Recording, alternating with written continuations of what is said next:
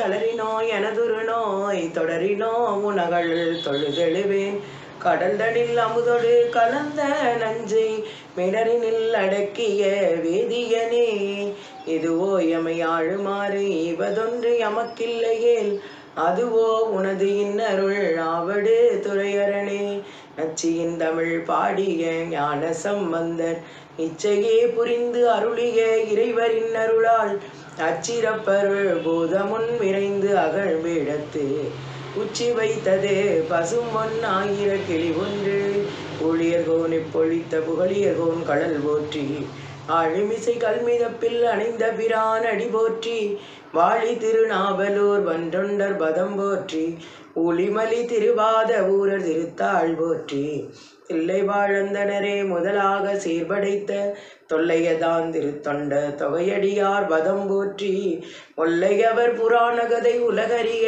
விரித்துரைத்த செல்வமலி குன்றத்தூர் சேக்கிழாரடி போற்றி கைலாய பரம்பரையில் சிவஞான போத நெறி காட்டும் என்னை பயில் வாய்மை மெய் கண்டான் சந்ததிக்கோர் மெஞ்ஞான பானுவாகி குயிலாரும் பொழில் திருவாவடு துறைவாள் குரு நமச்சிவாய தேவன் சைலாதி மரபுடையோன் திருமரபு நீடூழி தழைக மாதோ சீலணிகள் மூல ஆகமப் பொருள் ஒன்றொன்றாகி திறம்பொறார் ஞாலணிகள் குலதெய்வமென பலரும் கொண்டாட நாங்கள் உய்ய சாலணிகள் சமபாத முதலிய போய் ஒழித்திட உதயமாய் வந்த பாலணிகள் வெளிமறைத்த சிவஞான யோகிபதம் பணிந்து வாழ்வாம் புண்டரிகபுரத்தியனிது ஆனந்த நடனமிடும் புனித வாழ்வை கண்ட சிவ அனுபவ செல்வ சிவஞான தேவை கருதி அண்மித்து தண்டமிழ் நூலோடு சிவனோல் உணர்ந்து உம்மை பொருள் உணர்ந்த சதுரன் எங்கள் தந்துரை செய் கச்சியப்ப முனிவர் பிரான் நீடூழி தழைக மாதோ திருச்சிற்றம்பலம் நம பார்வதீபதையே அரகர மகாதேவா. எல்லாம் வல்ல அன்னை ஸ்ரீ ஒப்பிலாமலையம்மை சமேத எந்தை ஸ்ரீ மாசிலாமணீச பெருமான் பொன்னார் திருவடி மலர்களை அடியேன் மனமொழி மெய்களால் பணிந்து வணங்கி நமஸ்கரித்து ஸ்ரீ குருமகா சன்னிதானம் அவர்களின் பொன்னார் திருவடி மலர்களையும் அடியேன் பணிந்து வணங்கி நமஸ்கரித்து ஸ்ரீ தம்பிரான் சுவாமிகளின் திருவடிகளையும் வணங்கி எனது தந்தையாரின் திருவடியையும் வணங்கி சிந்தனையை தொடரலாம். சென்ற சிந்தனையில் நாம் மயூரேசர் திரு அவதாரம் பிந்திய மயூரேசர் திரு அவதாரத்தை பார்த்தோம். விநாயகப் பெருமானோட அவருடைய போர் ஒவ்வொரு வீரர்களாக நவ வீரர்களும் சுப்பிரமணிய பெருமானும் போர் புரிந்து கொண்டே இருந்தார்கள். நிறைவில் மயூரேச பெருமான் மகிழ் வாகனத்தின் மீது வந்து அசுரனை வென்று பிந்திய மயூரேசராக காட்சி கொடுத்து மகிழ் வாகனத்தை சுப்பிரமணிய தேவருக்கு அளித்துவிட்டு அவருடைய உலகத்தில் வாழ்வதாக அவரவர்களுக்கு தேவர்களுக்கு யதா பிரகாரமாக அவரவர்களுடைய பதவிகளை அளித்ததாக நமது கச்சியப்ப முனிவர் பெருமான் பிந்திய மயூரேசர் திரு அவதாரத்தில் அருளி செய்தார். இன்றைய சிந்தனையில் பாலச்சந்திர விநாயகர் திரு அவதாரம், அந்த இது 6வது விநாயகர் திரு அவதாரம். 12 திரு அவதாரத்தில் 6வது விநாயகப் பெருமானுடைய திரு அவதாரத்தை நாம் இன்றைய சிந்தனையில் 7வது திரு அவதாரமாகிய தூமகேது திரு அவதார படலத்தையும் பார்க்கலாம். ஏனெனில் 6வது அவதார படலமாகிய பாலச்சந்திர விநாயகப் பெருமானுடைய திரு அவதாரத்தை நாம் உபாசன காண்டத்தில் ஏற்கனவே சிந்தித்திருக்கின்றோம். ஆதலால் அவருடைய பாடல் 2 பாடல்ல நிறைவு பெறுகிறது. திருச்சிற்றம்பலம். எம்பிரான் உமையால் இடத்து அவதரித்திட்டு இறைமைவோன் சிந்துவை தாக்கி உம்பரார் சிறையை நீக்கியது உரைத்தாம் உயர்தவ வியாதமாமுனியே நம்பு மூவிரண்டான் திரு அவதாரம் நயத்தகு பாலச்சந்திரனாம் இம்பர் வாழந்த திரு அவதாரம் யாதனின் இயம்பிதோ கேளாய். வியாத மகரிஷிக்கு சொல்றாரு பிரம்மா, உம்பரார் தேவருடைய சிறையை நீக்கியது உரைத்தாம் உயர் தவம் வியாதமுனியே. மூவிரண்டா 6வது திரு அவதாரம் பாலச்சந்திர விநாயகர் அவதாரம். அதை கூறுகிறேன்.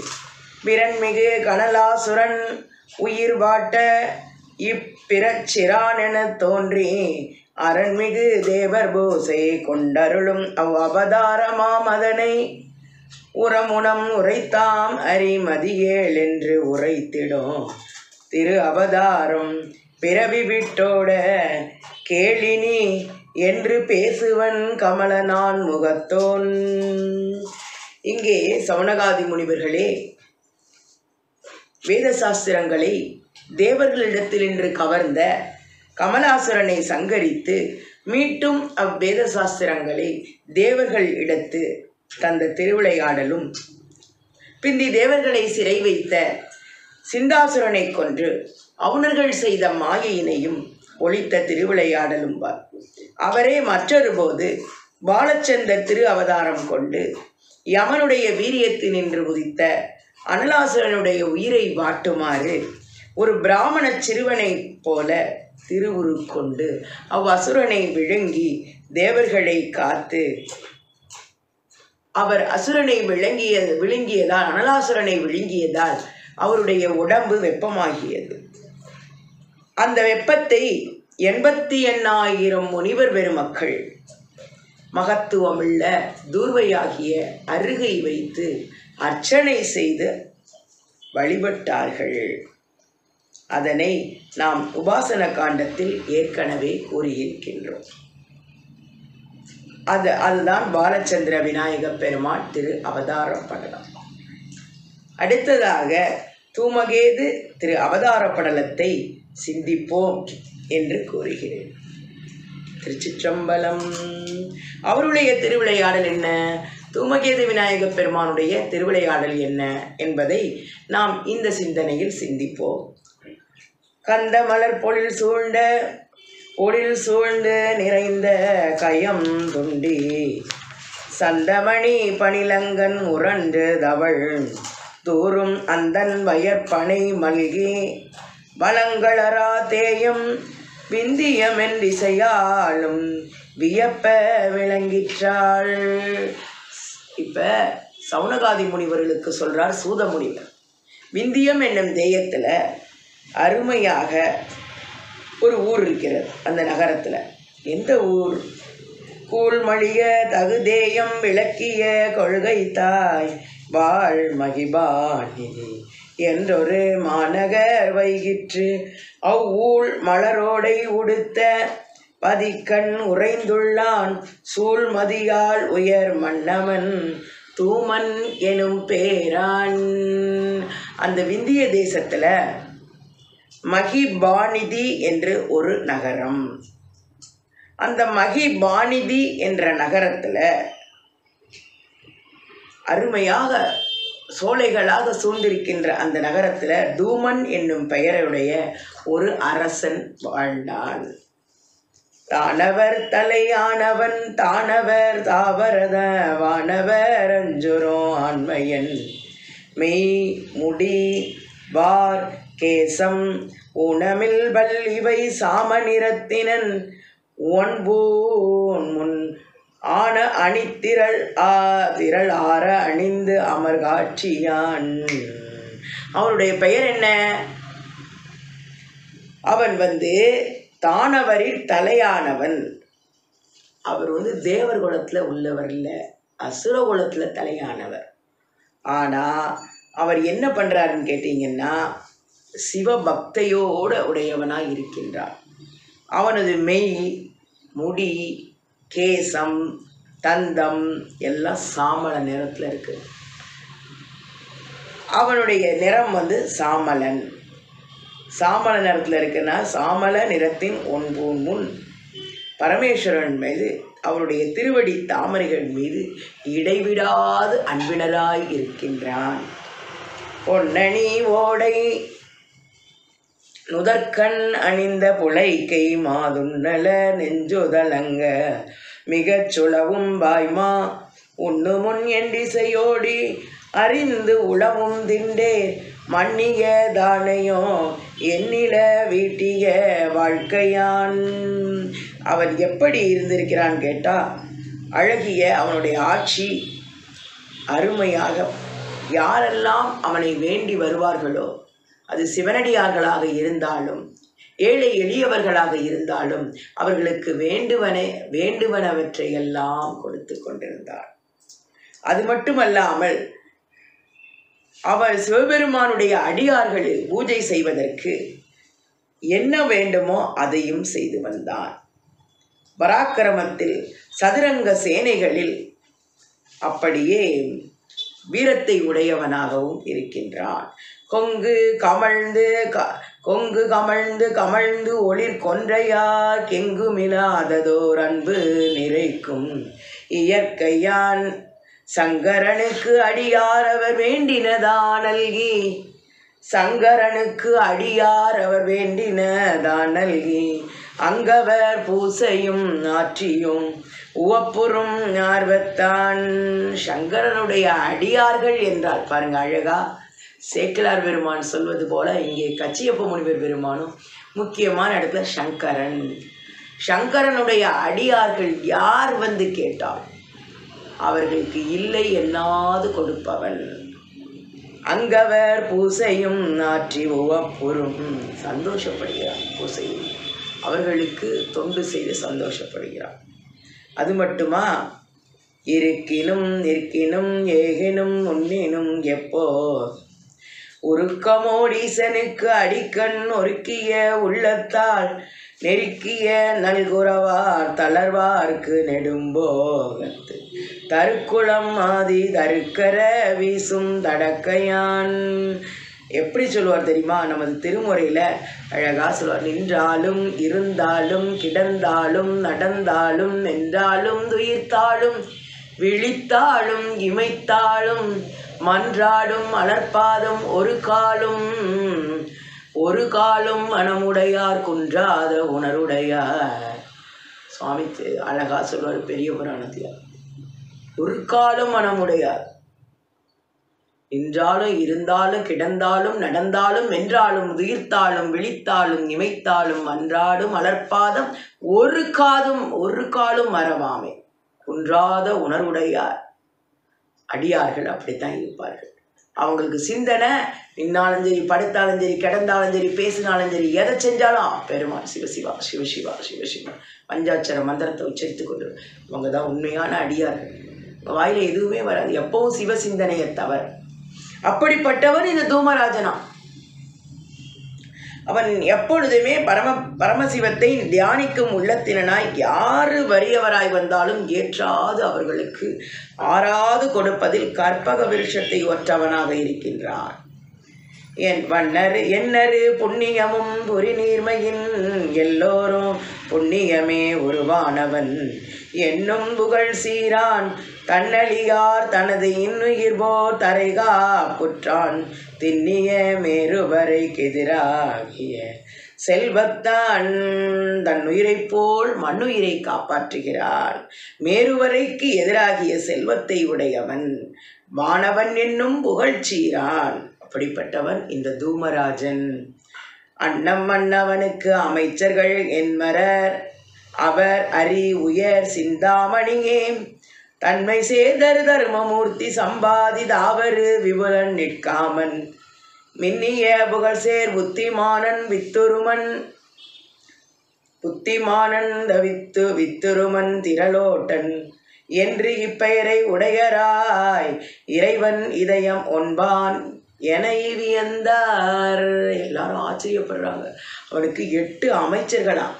அவர் பேர் 8 அமைச்சர்களுடைய பேரு சிந்தாமணி, தர்மமூர்த்தி, சம்பாதி, விபுலன், நிற்காமன், புத்திமான், வித்துருவன், ஒட்டன் என்னும் பெயருடைய 8 அமைச்சர்களும். அது மட்டுமா, அவருக்கு எத்தனை மனைவிகள்! தூமன் என்றுரைத்தவத்தகு மன்னன் துணைவியர் சுமகியே சுகரே காமரு சாயர் சுப்புருஷ மனோகரிசு நேத்திரி என ஐவர் தோமரு மைந்தர்தாம் மகிபாலன் துளக்கமின் அனந்தன் புலவோர் தாமகில் வீரபத்திரன் ஒளிசே தன் நரதம் என்று 4வர்களே. அவருக்கு 5 மனைவிகள். சுமகி, சுகரி, சுப்புரு, சுமன், மனோகரி, சுனேந்தரி, அப்படி 5 மனைவிகள். அதுபோக 4 குமாரர்கள். யாரெல்லாம் அப்படின்னு பார்த்தா மகிபாலன், நந்தன், வீரபத்திரன், தனரதன். 8 அமைச்சர்கள், 5 மனைவியர்கள், 4 மகன்கள். இப்படி மன்னர் தூமராஜன் அருமையாக ஆட்சி நடத்தி கொண்டிருக்கின்றார். மைந்தர்கள், அமைச்சர், சேனை, காவலர்கள் கண்மற்றைய வரிசனம் தமக்கும் சுந்தரம் மிகுந்தனது மாளிகை போர் துளங்கு பொன் மாளிகை ஆதி தந்திரும் போகம் இந்திரன் போல தகனுகந்தழகையேறு அழகையர் இறைவோள் அந்தமில் வெறுக்கை உடனரசியற்றி அசுரர்கோன் வாழ்நிலத்தொரு நாள். இப்படி அருமையாக ஆட்சி நடத்தி கொண்டிருக்கின்றான். மைந்தர்கள், சேனை, காவலர்கள், அமைச்சர்கள் எல்லாரும் நல்லா இருக்கும்போது அவனுடைய ஆட்சியும் நல்லா இருந்திருக்கிறது. அந்தர தோங்கி சீதள கிரண அம்புலி தவழ்தோறும் புனல்காள் சந்திர காந்த மணிந்திம வரையை தகை அரசவை இடையிருந்து பைந்தொடி மகளிர் பாடல் கேட்டாடல் வார்த்தையர் புலத்து மன்னவர்கள் மந்தடி வணங்கி திரையிட கருணை வழங்கினன் அத்தகு பொழுதின்.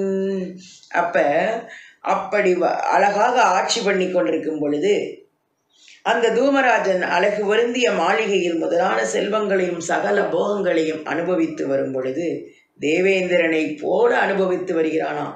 குபேரனை போல அளவற்ற பாக்கியங்களை வழங்கி இருக்கின்றார் எம்பெருமான். ஒரு நாள் சந்திரகாந்தங்களால் சமைத்திருக்கின்ற தனது கொழுச்சபையில் நவரத்தின மயமாயிருக்கின்ற அந்த ஆசனத்தில் அமர்ந்திருக்கும் பொழுது என்ன நடக்குது? மறை முழுதோதி அங்கமார் உணர்ந்து மற்றைய நூலெல்லாம் தெளிந்து நிறைதரு உளத்தன் கோடி சூரியர் போன் நிகழ்ந்த பேரொழியினன் கண்ட கரையினர் பாதத் தொழும்பினன் பிறவி கரிசரும் விருகு மாதவத்தோன் குறையற பணிகள் புரியுமானாக்கர் கொழுவோடு அவ்வையின் நடுத்தான். அங்க மறை முழுதும் ஓதி அங்கமார் உணர்ந்து எல்லாத்துலேயும் தெளிஞ்சு நிறைதரும் உழத்த கோடி சூரியர்கள் போல் நிகழ்த்த பேரொழியில பிறவி பிணியை மாற்றவல்ல பிருகு மாதவ முனிவர் அங்க அவனுடைய மாளிகைக்கு எழுந்தருளுகிறார். முனிவர்கள் பெருமான் அன்னை மாதவத்தான் முற்றினான் எனவுள மகிழ்ந்து கனிவொடு எதிர்போய் உடன்கொடு மேண்டு காமரு தவிசிலை இருத்தி புனிதமென் மலர்கள் ஆதிகை கொண்டு பூசனை புரிந்து தோத்திரம் இனிமையின் நியம்பி முன்னுற வணங்கி எழுந்து நின்றேந்து இளைவேளான். அங்க முனிவர்கள் பெருமான் தன்னை மாதவத்தோர் முனிவர்கள் பிருகு மகர்ஷிய மாதவ சிரேஷ்டர்கள்லாம் அப்படியே வணங்கி கொண்டிருக்கும் பொழுது இவருடைய அரண்மனைக்கு வந்திருக்கிறார். இவரை பார்த்த உடனே அப்படியே சாஷ்டாங்கமாக விழுந்து வணங்குகிறார் தூமராஜன். அவன் ஆணவத்திலேயோ இல்லை, பிருகு மகர்ஷியை பார்த்தவனே வணங்குறார். வணங்கி அவருக்கு பூஜனை புரிந்து அவருக்கு என்னென்ன கைவிரிகளை கொடுக்க வேண்டுமோ அதெல்லாம் கொடுத்து அவனை வணங்கி மகிழ்கிறார் அந்த தூமராஜன் என்ற மன்னர் பிரான். ஏத்தரும் புகழ் எம்பெருமான் இவன் முக்கண்ணன் எம்பெருமான் இவன் முக்கண் அருளால் வந்து முற்றலார் கோத்திரம் குளங்கோதின கோதின் ஒழிந்தன ஆத்தனே என்று அறைந்து இதுவோ சொல்வான். கீர்த்தியை பெற்ற சந்திர சராதரமூர்த்திக்கு அன்பினராய் திரிகாலங்களையும் அறியவல்ல புண்ணிய சிலராய் இருக்கின்ற பிருகு முனிவர் சீடர் கூட்டங்களோடு அங்கே வந்த உடனே இவர் சொல்கிறாரு, இந்த மன்னர், சுவாமி நான் ஏதோ புண்ணியம் பண்ணியிருக்கேன், நீங்கள் எழுந்தருளியதால் அடியேனுடைய கோத்திரமும் குலமும் சுத்த பவித்திரமாயின, அடியேன் சகல விதத்திலும் புண்ணியம் பண்ணவனாயிட்ட சுவாமி என்று சொல்கின்றான். அடிகனின் வரவால் அடிநாயினேன் முடிவிலா நலமுற்றும் உணர்ந்துளேன் கொடியேனேன் இடை கொள்வது இன்னமோ நொடியினாக்கும் நுமக்கிலே ஆயினோம். சுவாமி நினைத்ததெல்லாம் ஒரு நொடிக்கு முன்னால் எல்லாம் வந்துடும் உம்மை தேடி. அப்படிப்பட்ட முனிவர் பெருமானாய நீர் இங்கே நம்ம வந்த காரணம் யாதோ? அற்பனிடத்தில் பெறத்தக்க ஏதும் இல்லையாயினோ தேவர்களை குறித்து தேவரீரை ஒத்தவர்கள் ஒரு காரியத்தை குறித்து செல்லாமல் ஒரு இடத்துக்கு செல்லுவதில்லை. நீர் வந்த காரியம் என்ன என்று கேட்கிறார். காரணம் கருதாதொரு பாங்கினும் சேரவண்ணும் செயலிவ நும்மனோ வாரமோர் அடி கேள் இங்கு வந்தமை ஓர நன்றினே ஓதுக என்ற நீர் வந்த காரணத்தை சொல்லுமே. தவத்தின் மிக்கவன் சாற்றுவன் வேந்தனே அவத்தின் நீங்கிய அறங்கள் வளர்த்துயர் சிவத்தை காமுறும் செம்மையே ஆதலின் உவத்தலோடு உனை காணிய ஊற்றுளன். சிவபிரானை தியானிக்கின்ற உள்ளத்தை உடையவன். அப்படிப்பட்டவன் நீயும் சிவபெருமானை கும்பிட்டும் சிவனடியார்களுக்கு செய்த தொண்டையும் பார்க்க வந்தன தவிர நான் உன்னைய வேற எதுக்கும் பார்க்க வரலப்பா. இது காரணம் நல்லதின் நாமையை ஓது காவல வேறில்லை முன்னுக ஓதுவாமினி நாமன பூபதி ஓதுவான் உயர் தாபதன் கேட்கவே வந்தேன், உன்னைய பார்த்துட்டேன், கிளம்புறட்டுமா அப்படின்னு கேட்குறாரு பிருகு முனிவர். தகுவதாற்றிலராய் சகம் உண்மையும் தகுவர் என்று உயர்ப்பார் என தாண்டிடும் தகுவர்தங்குளமோ சார்ந்து பிறந்தொரு தகுவனாகிய தன்மையனாகினேன். நல்ல ஒரு கேள்வி கேட்குறாரு சுவாமி. இரு கரங்களையும் கூப்பி எல்லா உலகங்களிலும் தாழ்வாக, அதாவது மோசமாக சொல்லுகின்ற அசுரகுலம் அடியேன் பிறந்தது. அந்த அசுரகுலத்தில் அவதரித்து அளவற்ற செல்வமும் சிறந்த அரசாட்சியோட இருக்கிறனே. அன்னதானவன் ஆன எனக்களின் மண்ணு செல்வமும் மன்னர சாட்சியும் கண்ணன் மென்மொழி காரிகை மாதரும் நன்னார் மைதரும் நாடரும் போகமோ. நல்ல அமைச்சர்கள், நல்ல அரசு, நல்ல குழந்தைகள், நல்ல மனைவியர்களோடு நான் நல்ல சந்தோஷமாக தான் இருக்கேன். ஆனால் அசுரர் குலத்தில் அவதாரம் பண்ண நான் எப்படி சுவாமி இப்படி இருக்கேன்? இது எனக்கு ஒரு கேள்விக்குறியாகவே இருக்கிறது. மேவலர்க்கிடையா பெருவீரமும் நாவலர்க்கு நன்றா மதிப்பாவதும் தேவருக்கரியா சிவன் பக்தியும் மாத அன்னவன் அன்பர்காற்றலும் சத்ருக்களோடு இளையாத வீரமும் சிவனடியாருக்கு செய்யும் அன்பு என்கிட்ட இருக்குது. அது மட்டுமல்ல, தரையுலர்களாய் நற்றாயினும் சூழ்வதும் வரைவுறாது மதிப்பரும் காலங்கள் புரிவதின்றி புணர்ந்தன என்கொலாம் கரைதல் வேண்டுமென கரம் கூப்பினான். மனிதரிடத்தில் தாயினும் சிறந்த தயை போல ஒரு காலத்திலும் மாறுபடாது நான் செய்யணும்னு நினைக்கிறேன். ஆனால் ஏன் சுவாமி இப்படிப்பட்ட நான் அசுரகுலத்தில் போய் அவதாரம் பண்ணியிருக்கேன்? இதுக்கு ஏதாவது காரணம் உங்களுக்கு தெரியுமா சுவாமி? எனக்கு இதை மட்டும் நீங்கள் சொல்லிட்டு போருமே அப்படின்னு கேட்குறான் தூமராஜன் பிருகு மகர்ஷியை பார்த்து. அரிய மாதவன் ஆன்ற கருணையால் உரிய தூமனை ஓகையின் நோக்குபு பரிய புண்ணியம் பேணினை அம்மையே தெரிது என்றது செப்புதன் மேயினான். அப்படியாப்பா, உமக்கு அதனை அடியேற்கு அறிவித்தருள வேண்டும் தாழ்வா கேட்குறான் தூமராஜன். இப்போ பிருகு மகர்ஷி சொல்கிறாரு, அப்பா நீ என்ன புண்ணியம் பண்ணி அம்மை ஒரு பிறப்பில் என்ன பண்ணின எனக்கு தெரிஞ்சது நான் சொல்கிறாரு பிருகு மகர்ஷி. தகுவர் சிகாமணியாகி தரையளிக்கும் நீ முன்னர் விகுதி எனும் மன்னவனாய் வேதாந்தங்கள் தொகுபெரு நூல் அனைத்தினையும் சூழ்ந்து உணர்ந்தாய் அதற்கேற்ப உகுதலில மனு நீதி உளமகில நடத்தினையால். அவர் சொல்றாரு, வேதம் ஆகமா புராணங்கள் அனைத்தையும் கற்று சிகாமணியாகி ஊர் பிறப்பில் விகுதி என்னும் பெயருடைய ஒரு மன்னவனாய் இருந்தாய். அது மட்டுமல்லாமல் நிறைய நூல்களையும் கற்று தேர்ந்தாய். உன்னுடைய மனு நீதி எப்படி இருந்தது என்றால் அருமையாக ஆட்சி பண்ணி கொண்டிருந்தாய். விண்ணவர் ஆதியர் தமக்கு வியத்தகு பூசனை ஆற்றி எண்ணமுறும் எழுதிவோம் இலங்கும் ஒரு குடை நிலற்ற நன்னறிய பெரும்போகம் நன்னிய முட்டறுக்காது கண்ணுதலை அடியாரை காதலிர் பூசனை புரிந்தாய். பெரியோர்களிடத்திலையும்